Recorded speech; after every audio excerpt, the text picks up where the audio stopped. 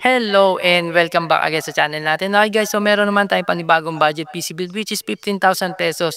Take note guys ha, lahat ng parts na gagamitin na sa build na to is brand new. Fully setup na siya, gagamitin na lang ni client so wala na siyang po problema. Nor isipin mo sa kinuha niya yung unit dito sa shop natin.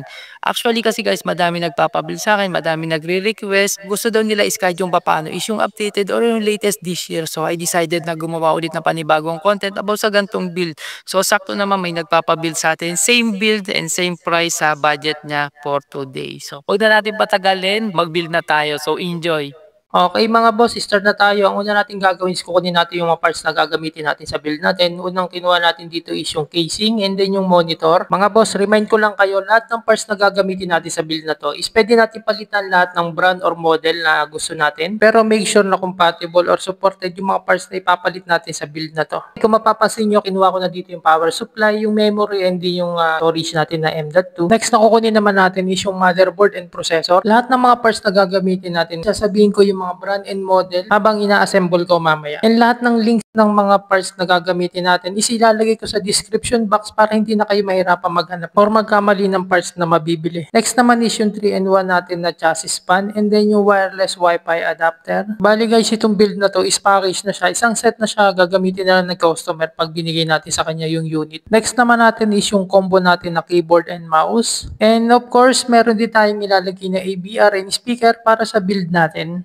Okay, start na natin i-assemble yung mga parts na kinuha natin kanina sa stock natin. Ang una nating i-prepare is yung ating motherboard. Ang brand ng motherboard natin is Gigabyte. Ang model niya is A520M KB2. Socket AM4 yung gantong motherboard. Sa loob ng box, makikita natin yung mismo motherboard, yung backplate, yung SATA data cable, and then yung manual niya. Yung mismong box ng motherboard natin, gagawin natin yung patungan ng motherboard. Next naman is yung processor natin. Ang processor na gagamitin natin is yung AMD Ryzen 3 3200G. 4-core and 4-thread na rin siya. Yung ginamit ko pala dito na processor is yung box type. Kung meron namang MPK, yun na lang kunin nyo yung MPK kasi ang difference lang naman nun is yung box. Wala namang pagkakaiba yung pagdating sa processor. Malaki din kasi yung masisave ninyo pag yung MPK yung binili ninyo. Nagkataon lang kasi na box type yung available ko dito sa shop. Pero kung may MPK naman ako, for sure MPK din yung gagamitin. Next step is ilalagay na natin yung processor natin sa mismong motherboard. Sa motherboard natin, makikita ninyo meron yan dalawang bracket, yung kinakapitan na CPU cooler. Tatanggalin natin yan kasi ang ilalagay natin is yung stock cooler. So hindi na kailangan ng bracket. Sa dalawang bracket, may tig-dalawang screw yan na kailangan natin tanggalin para ma-remove natin totally yung dalawang bracket. Guys, yung dalawa na bracket na tatanggalin natin dito sa motherboard, huwag natin itatapon yan kasi baka magamit pa natin yan sa mga next build natin. Sa processor natin, doble ingat tayo pag kukunin natin yung processor sa protected plastic case dahil may tendency na pag nasobra tayo sa pagbukas is pwedeng tumalsik yung processor na napakadelikado. Once kasi na malaglag or tumalsik yung processor, malaki yung possibility na mabend yung pin and ang pinaka-worst dyan is pwedeng maputulan siya ng pin. Pag naputulan po kasi ng pin yung processor, magkakaroon po ng problema yan. Maaari pong hindi na po natin magamit yung processor. Sa pagkabit naman ng processor, makikita nyo meron dyan triangle yan. Yung triangle ay tatapat natin doon sa triangle din doon sa lagay ng processor sa motherboard. Sa paglagay ng processor, dahan-dahan lang din. Pag sigurado na po kayo na ilagay nyo na po ng tama, ibaba nyo na po yung pinaka-lever para malaki.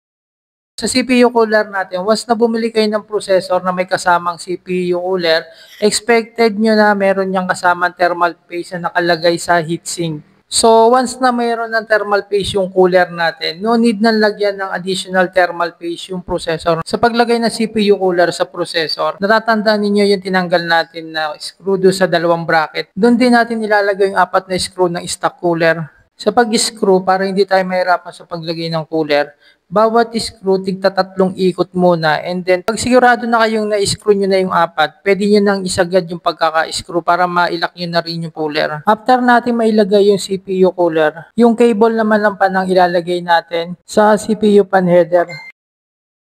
Next naman na ilalagay natin is yung ating memory. Sa memory natin meron tayong dual stick. So, bawat isa nito is meron siyang tig 8GB. So, total of 16GB yung memory natin na merong speed na 3200 MHz. Itong memory natin is Team Group T-Force na Vulcan Top. Sa paglalagay naman ng memory, so makikita ninyo sa motherboard natin meron dalawang memory slot. So ang gagawin natin dyan, i-unlock lang natin yung dalawang slot. After natin ma-unlock, pwede na natin ilagay yung mga memory natin. So sa memory natin makikita ninyo meron niyang notch. So yung notch na nasa memory stick, itatapat lang natin sa memory slot. And then, press lang natin yung both side. Kung mapapansin nyo, after natin i-press yung both side, nag-automatic lock na. Sa paglagay naman ng second stick natin, same procedure lang yung gagawin natin sa paglagay ng memory. Katulad nito, press lang natin yung both side and then maglalak na siya. Ganyan lang po kadali maglagay ng memory sa motherboard natin. So, wala po siyang kahirap-hirap. Okay guys, so sa storage naman tayo. Yung storage natin is sa Team Group brand na 256GB M.2 PCIe Generation 3 na NVMe. Sa storage natin, pwede natin dagdagan yung capacity or pwede tayo magdagdag ng another storage para sa mga backup natin. Kung mapapansin niyo, isang storage lang yung ginamit ko dito sa build na to na 256GB kasi nga naka-budget build lang tayo. Sa paglagay naman ng storage natin na M.2, kung mapapansin niyo yung motherboard natin, meron tayong tatanggalin na pin instead na screw para sa pag-lock ng storage natin sa motherboard. Sa paglagay ng storage natin ng M.2, makikita ninyo meron yan notch. Itatapat nyo lang yan sa M.2 slot and then ipupush nyo lang yan ng konti para mailagay nyo ng maayos. And then ilalak na natin. Ang pang-lock nito is yung tinanggal natin na pin kanina. Okay, sa casing na tayo. Ang casing na gagamitin natin is sa Keytech brand. Ang model nito is sa TS300. Naka-tempered glass na rin guys yung side panel nito and then yung front.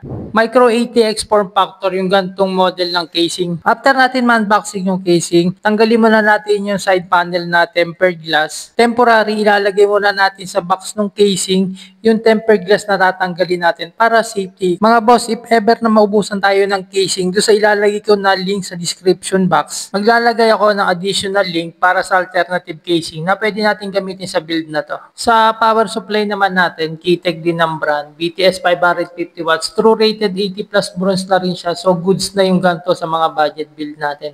Actually, sobrang trusted ko na yung gantong brand kasi nga madami na akong build na Keytech brand ang gamit. So never pa nagkaroon ng issue. Maganda rin yung cable nito kasi nga flat na kaya madali lang siya i-cable management. Alam naman natin na masyadong hassle mag-cable management. Sa paglagay ng power supply, madali lang din yan. Ilalagay lang natin yung PSU sa slot ng power supply sa casing. At may apat lang na screw na dapat ilagay para hindi malaglag syempre. After naman natin mailagay yung power supply, yung backplate naman ng motherboard ang ilalagay natin sa casing. Dahil bago yung casing natin, naka-plastic pa yung backplate niya, naka-sealed. So, ang tamang paglagay ng backplate sa casing, yung tatlong bilog ng backplate is ilalagay natin sa babang portion kasi doon nakatapat yung audio ng motherboard. Sa paglagay naman ng motherboard sa casing natin, itatapat lang natin yung back panel ng motherboard doon sa backplate na nilagay natin sa casing kanina. Guys, ang ilalagay natin na screw sa motherboard is yung mayroong mga washer. Kasi yung may mga washer na yan yung kasya doon sa stand-off na nakalagay sa casing. Kung mapapansin niyo doon sa motherboard natin, meron niyang 6 na butas. So, doon tayo maglalagay ng mga screw. Guys, paalala ko lang, pag maglalagay kayo ng screw, huwag ninyo masyadong sasagarin o hihigpitan kasi minsan pagka tatanggalin natin yung mga screw, sumasama yung pinaka-stand-off niyan doon sa likod ng motherboard, mahirapan tayong tanggalin. Okay, next naman natin is i-connect na natin yung mga cable sa motherboard. So, unahin na natin yung 24 pin. Medyo ididiin natin yung pag-push para maipit natin ng maayos. Next naman natin na ilalagay is yung 4 or 8 pin na connector.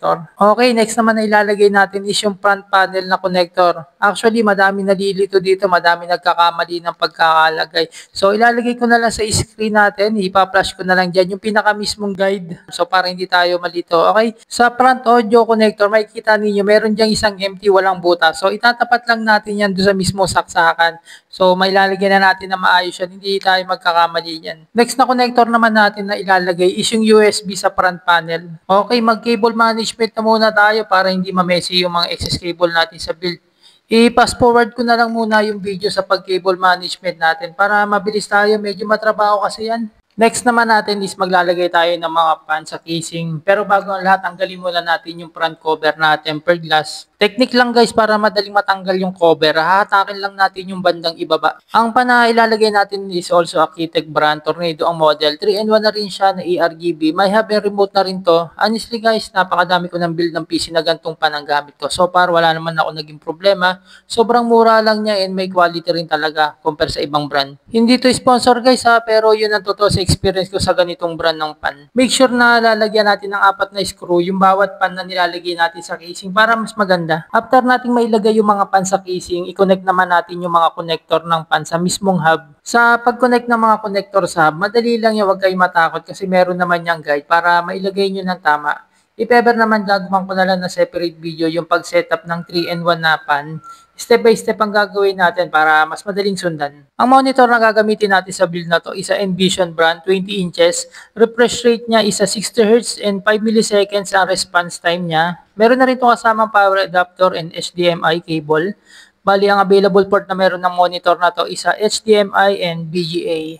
Sa peripherals naman, ang keyboard and mouse na gagamitin natin is yung Red Dragon na 3-in-1. Meron na rin itong mousepad. Actually, ang ganda ng quality ng combo na to. Sakto lang para sa price niya. And ang model pala nito is a Red Dragon S107-1. After natin ma-setup yung mga peripherals, i-connect na natin yung mga cable sa system unit natin like keyboard and mouse. Ilagay na rin natin yung EBR para may connect na natin yung power cable na system unit and yung monitor natin para makapag-start na tayo mag-install ng operating system and basic application. Guys, sorry kung ipapas forward ko yung portion na to, yung pag-setup ng configuration sa BIOS and yung step-by-step na installation ng operating system para sa build na to. If okay lang, pwede nyo namang i-check yung mga previous content ko. May mga separate tutorial naman ako sa pag-install ng operating system.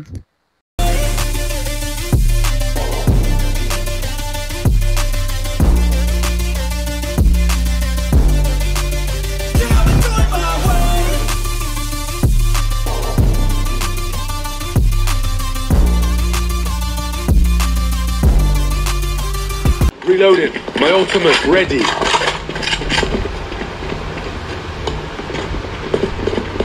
Last player standing. 10 seconds left.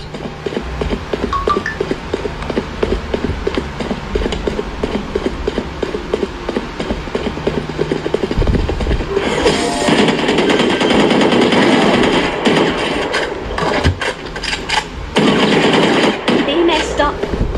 Now we keep them down.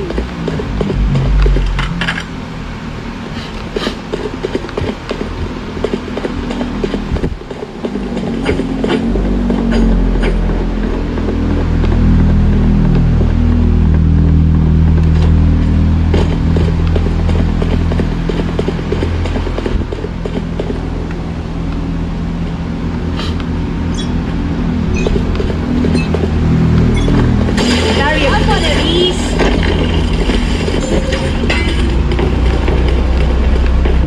Get out of here! Enemy spotted mid.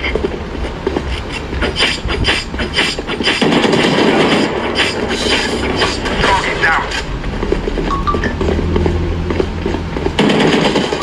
One enemy remaining.